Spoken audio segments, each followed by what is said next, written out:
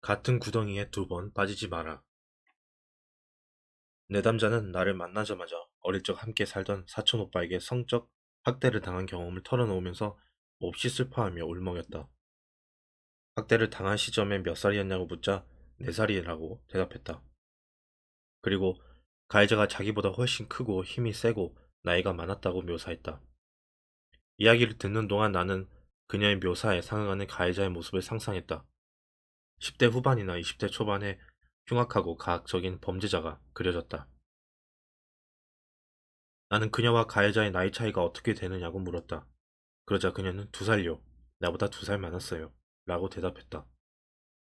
생각지도 못한 말이었다. 그 순간 내가 그린 그림이 완전히 바뀌고 말았다.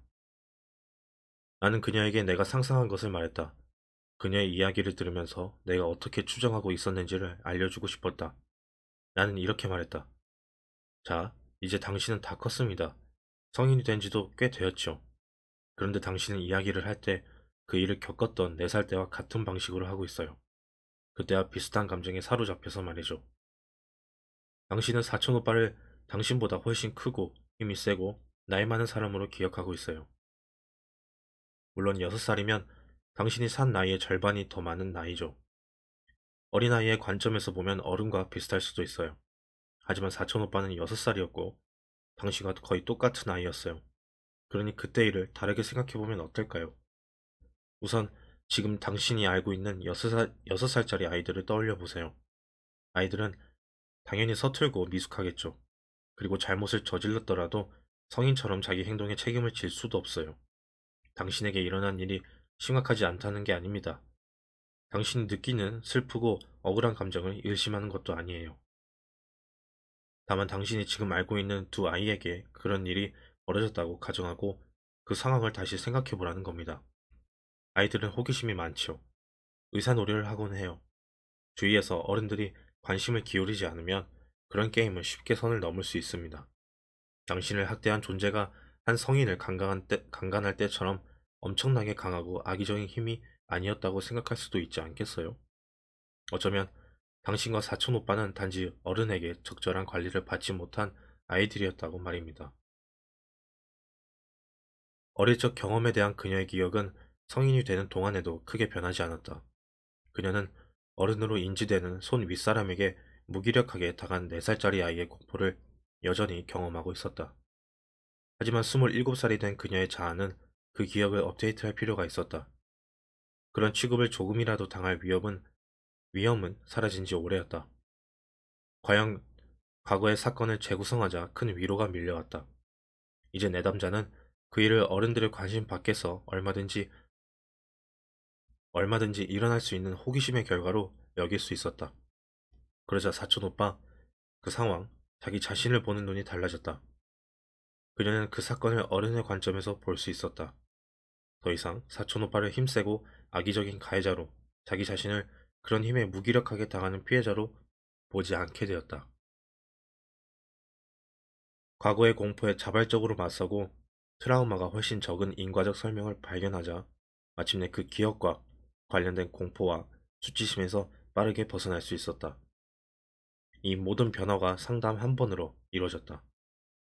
과거의 사건을 재구성하는 이야기의 힘은 이토록 강력하다. 이 경험은 나에게 심오한 철학적 수수께끼를 던져주었다. 내담자가 상담실에 올 때 그녀의 기억은 수십 년 동안 변하지 않은 상태였다. 상담실에서 걸어나갈 때 그녀의 기억은 확연히 변해 있었다. 그렇다면 어느 게 진짜일까? 언뜻 보면 원래 이야기가 더 정확하다고 주장할 수도 있다. 텅 빈 도화지 같은 4살짜리 아이의 마음에 각인되어 심리치료가 있을 때까지 바뀐 적 없는 이야기가 진짜 아닐까? 하지만 어느 날 어떤 걸 의미하는 사건이 다른 날에는 아주 다른 걸 의미할 수 있다. 예를 들어 정말 희한하게도 도저히 설명할 수 없었던 부모의 행동이 우리가 자식을 낳고 보니 더 잘 이해되지 않는가? 그렇다면 어느 기억이 더 정확할까? 성인의 동기에 대해 어렸을 때 품는 부분적인 그림일까? 성인이 되어 수정, 보완하게 된 기억일까? 만일 후자라면 원래 기억보다 수정된 기억이 어떻게 더 정확해질 수 있는 걸까?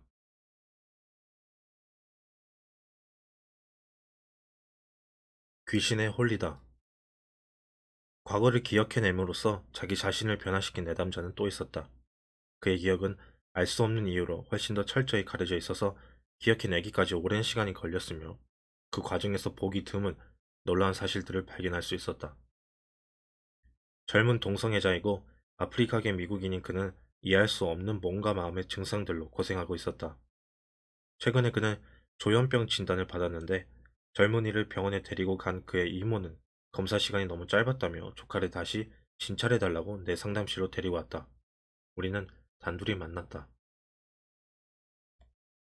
젊은이는 수줍음이 많고 내성적이었지만 옷차림이 단정하고 깔끔했으며 살아온 이력을 말할 때도 방향을 놓치는 법이 없었다. 게다가 안경을 쓰고 있었는데 관리가 잘 되어 있어서 안경테나 안경 다리에 테이프를 붙인 자국도 없고 렌즈도 아주 깨끗했다. 이것은 중요한 단서였는데 조현병 환자는 자기 자신을 관찰하는 능력을 잃어버리기 때문에 옷매무새가 심하게 흐트러져 있고 망가진 안경을 쓰고 있는 경우가 많기 때문이다. 그는 정규직으로 적정 수준의 복잡성을 가진 일을 수행하고 있었고 종종 수줍어하는 걸 제외하고는 아무 문제 없이 대화를 잘 해나갔다. 나는 그와 정기적으로 만나기 시작했다. 그를 몇 번 본 뒤에야 나는 왜 그 정신과 의사가 그를 조현병 환자로 진단했는지 알 수 있었다. 먼저 젊은이는 지난 4년 동안 우울하고 불안했다고 말했다. 여기에 특별히 이상한 점은 없었다. 또한 몇 년 동안 사귄 남자친구와 심하게 다투고 헤어진 후로 그런 증상이 나타났다고 했다. 여기에도 특이한 점은 없었다. 그들은 함께 살았고 남자친구와의 관계는 정서적으로나 현실적으로나 그에게 중요했다. 사람들은 대부분은 그런 친밀한 관계가 끝나면 불행과 혼란에 빠지고 기질에 따라 심한 불안과 우울 상태가 지속되기도 한다. 하지만 4년이나 지속되는 경우는 드물었다. 사람들은 대개 1년 이내에 마음을 추스르고 새롭게 시작한다. 그의 불변의 법칙은 아니지만 4년은 너무 길었다. 나는 호기심이 일었다. 젊은이는 도저히 정상이라고 할 수 없는 증상도 털어놓았다. 밤에 잠을 자려고 할 때마다 이상한 신체적 경련이 일어난다는 거였다. 팔을 교차해 얼굴 위를 막은 상태로 몸이 태아처럼 웅크려졌다. 잠시 후 진정되고 나면 또다시 그 동작이 반복되기는 몇 시간이고 계속되었다. 왜 이런 증상이 나타나는지 도무지 이해할 수 없어서 걱정스러운 것은 둘째치고 그 때문에 잠들기가 몹시 어려웠다. 이런 일이 불안하고 우울한 기간 내내 계속되었으니 그 동작이 아니더라도 수면 부족이 불안과 우울을 더 부추긴 것은 분명했다. 나는 젊은이에게 무슨 일이 일어나고 있는 것 같으냐고 물었다. 그는 웃으면서 이렇게 말했다. 우리 가족은 내가 귀신에 홀렸다고 생각해요. 그게 정말인지 아닌지 저도 잘 모르겠어요. 내담자의 가정 환경은 좀 특이했다. 미국 남부에서 캐나다로 이주한 그의 부모는 정규 교육을 받지 못했다. 게다가 대단히 미신에 심취해서 아들에게 귀신이 씌었다고 진지하게 믿고 있었다. 내가 혹시 귀신 들렸다는 말을 그 이사에게 했나요? 라고 묻자 그는 네라고 대답했다. 그렇다면 의사가 조현병으로 진단할 만도 했다. 내 경험상 이상한 신체적 증상과 함께 그런 설명이면 충분했다. 하지만 내담자를 몇 번 더 만나면서 그가 앓고 있는 병이 조현병은 아니라는 게 분명해졌다. 그는 이성적이고 의식이 또렷했다. 하지만 도대체 무엇 때문에 그런 발작적이고 이상한 경련이 밤마다 일어날까? 그때까진 나는 그 같은 증상을 겪는 사람을 만나본 적이 없었다. 내가 세운 첫 번째 가설은 젊은이가 아주 심한 형태의 수면 마비를 겪는다는 것이었다. 수면 마비는 꽤 흔하며 주로 사람들이 똑바로 누워 잘 때 발생한다. 수면 마비에 빠진 사람은 잠에서 반쯤 깨는데 근육을 움직일 수 없는 렘 수면에서 빠져나와 꿈꾸기를 중단할 정도로 깨어나지는 않는다. 사람이 꿈을 꿀 때는 깨어 있을 때 운동을 지배하는 뇌 영역이 종족 자극을 받는다.